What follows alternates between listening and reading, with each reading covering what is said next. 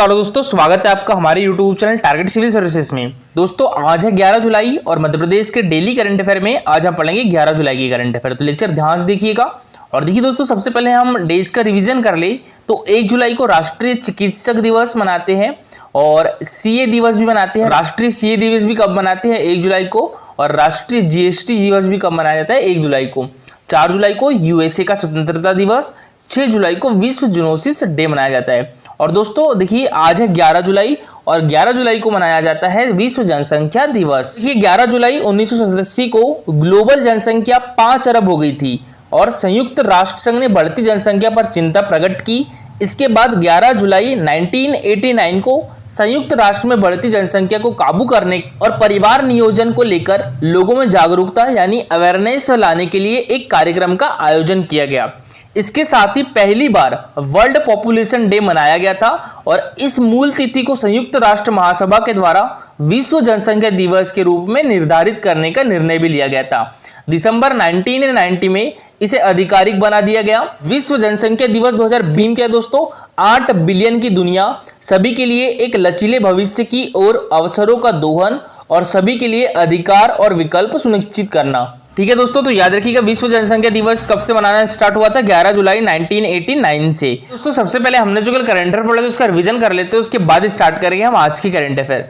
तो कल के करंट अफेयर में पहला क्वेश्चन था हमारा, नीति आयोग ने देश भर के 112 आकांक्षी जिलों में मध्य प्रदेश के छतरपुर जिले को कौन सा स्थान प्राप्त हुआ है दोस्तों? तो मध्य प्रदेश के छतरपुर जिले को दूसरा स्थान प्राप्त हुआ है। तो इसका आंसर क्या जाएगा? ऑप्शन नंबर बी, दूसरा। अच्छा, पहला स्थान किसे प्राप्त हुआ है दोस्तों? तो ये बिहार के गया जिले को पहला स्थान प्राप्त हुआ है। और तीसरे स्थान पर दोस्तों राजस्थान का बरन जिला है और चौथे स्थान पर छत्तीसगढ़ का बस्तर जिला है।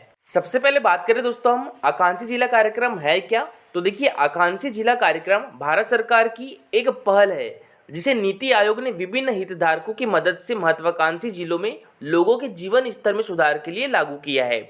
और हमारे मध्य प्रदेश में आकांक्षी जिलों की संख्या कितनी है दोस्तों? तो वो है 8। देश में कितने आकांक्षी जिले हैं? 112 और हमारे मध्य प्रदेश में 8। तो दोस्तों हमारे मध्य प्रदेश में कौन कौन से आकांक्षी जिले हैं? देखिए, छतरपुर और दमोह। ठीक है, छतरपुर, दमोह और यहाँ पर आए तो हम गुना, राजगढ़ और विदिशा। ठीक है, तो ये 5 हो गए। तो याद रखिएगा, छतरपुर, दमोह, गुना, राजगढ़, विदिशा, ये 5 हो गए। और एक यहाँ पर सिंगरौली, 6 हो गया दोस्तों। और एक है बड़वानी और एक है खंडवा। तो दोस्तों याद रखिएगा, हमारे मध्य प्रदेश में 8 आकांक्षी जिले हैं। छतरपुर, उसके नीचे दमोह, फिर गुना, उसके नीचे विदिशा और राजगढ़, और एक है सिंगरौली, और फिर नीचे आए हम यहाँ पर बड़वानी और खंडवा। तो ये 8 जिले दोस्तों हमारे मध्य प्रदेश में आकांक्षी जिले हैं, नाम याद रखिएगा। अब दोस्तों आकांक्षी जिलों की रैंकिंग कौन जारी करता है? तो नीति आयोग जारी करता है। नीति आयोग की फुल फॉर्म क्या है दोस्तों? National institution for transforming India. Full form याद रखिएगा, national institution for transforming India. ठीक है, और दोस्तों योजना आयोग का नया नाम ही क्या है? नीति आयोग है। और नीति आयोग का अध्यक्ष कौन होता है दोस्तों? प्रधानमंत्री होता है। और अभी हमारे देश के प्रधानमंत्री कौन है? नरेंद्र मोदी है। नीति आयोग का गठन कब किया गया था? 1 जनवरी 2015 को किया गया था। और नीति आयोग के प्रथम उपाध्यक्ष कौन थे दोस्तों? अरविंद पनगड़िया थे। और नीति आयोग के प्रथम सीईओ कौन थे दोस्तों? सिंधुश्री खुल्लर थे। और नीति आयोग के अभी सीईओ कौन है? परमेश्वरम अय्यर है। और नीति आयोग के वर्तमान में उपाध्यक्ष कौन है दोस्तों? डॉक्टर सुमन बेरी है। तो ये अभी चेंज हुए हैं। इसके पहले दोस्तों कौन थे? राजीव कुमार थे। और अभी कौन हो गए हैं? डॉक्टर सुमन बेरी।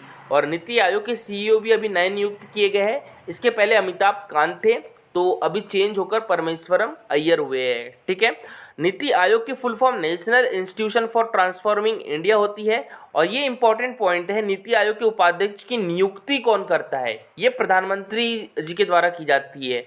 योजना आयोग का नया नाम ही नीति आयोग है। नीति आयोग का मुख्यालय न्यू दिल्ली में होगा, हमारे देश की राजधानी में है। और नीति आयोग में सदस्यों की संख्या कितनी होती है? ये 5 होती है, जो कि पूर्णकालिक होते हैं दोस्तों हमारा। और देखिए, ये प्रीवियस ईयर एग्जाम में पूछा भी जा चुका है। श्री सिंगाजी ताप विद्युत परियोजना मध्य प्रदेश के किस क्षेत्र से है? तो ये किस क्षेत्र से दोस्तों? निमाड़ी से है। तो इसका आंसर क्या जाएगा? Option number D. और निमाड़ी में देखिए दोस्तों 4 डिस्ट्रिक्ट आते हैं, खंडवा, बुरहानपुर, खरगोन और धार। ठीक है, तो श्री सिंगाजी ताप विद्युत परियोजना किस जिले में है दोस्तों? खंडवा जिले में है। अच्छा, ये अभी न्यूज में क्यों है दोस्तों? तो देखिए, श्री सिंगाजी ताप विद्युत परियोजना की जो 600 मेगावाट क्षमता की यूनिट क्रमांक 1 है उसने दोस्तों 230 दिन से लगातार बिजली उत्पादन कर रिकॉर्ड बनाया है। कब से ये बिजली का उत्पादन कर रही है दोस्तों? 19 नवंबर 2021 से। हमारे मध्य प्रदेश का निमाड़ी का मैदान, ये है मालवा का पठार, ये है सतपुड़ा पठार, ठीक है, ये मध्य नर्मदा घाटी, विंध्य पर्वत क्षेत्र, ग्रीड क्षेत्र, ये बुंदेलखंड क्षेत्र। पहले दोस्तों हमारे मध्य प्रदेश में सर्वप्रथम विद्युत का उत्पादन कब से प्रारंभ हुआ था? ये 1905 से प्रारंभ हुआ था। ठीक है, हमारे मध्य प्रदेश में विद्युत का उत्पादन कब से प्रारंभ हुआ था? 1905 से हुआ था। उसके बाद दोस्तों 1948 को, ठीक है, 10 सितंबर 1948 को विद्युत प्रदाय अधिनियम लागू हुआ था हमारे मध्य प्रदेश में। तो हमारे मध्य प्रदेश में विद्युत प्रदाय अधिनियम कब लागू हुआ था? 10 सितंबर 1948 को। उसके बाद दोस्तों 1 दिसंबर 1950 को विद्युत मंडल का गठन किया गया था।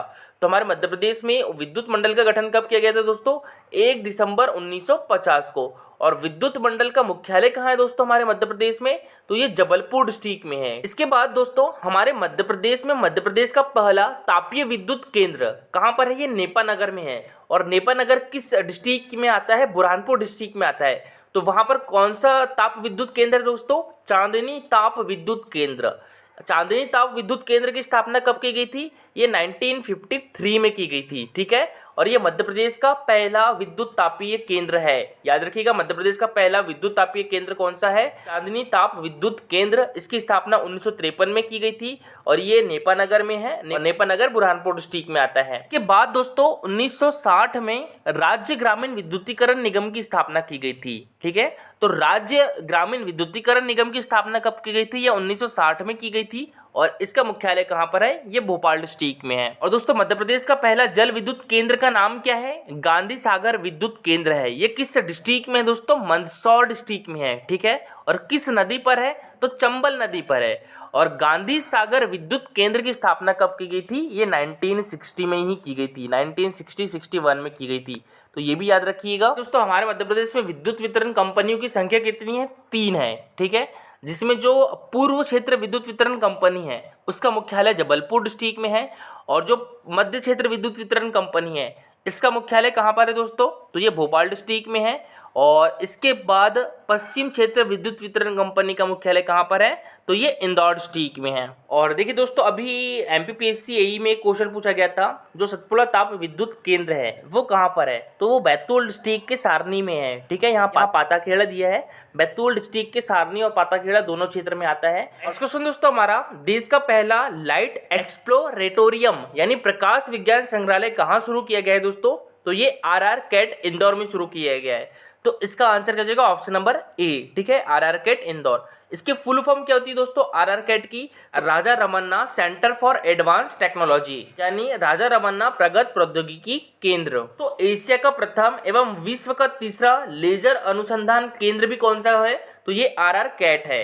ठीक है, इंदौर में स्थित है। राजा रमन्ना प्रगत प्रौद्योगिकी केंद्र परमाणु ऊर्जा विभाग भारत सरकार की एक इकाई है जो लेजर, कंतवरक तथा से संबंधित प्रौद्योगिकी के गैर नाभिकीय अग्रणी क्षेत्रों में हो रहे अनुसंधान तथा विकास में कार्यरत है।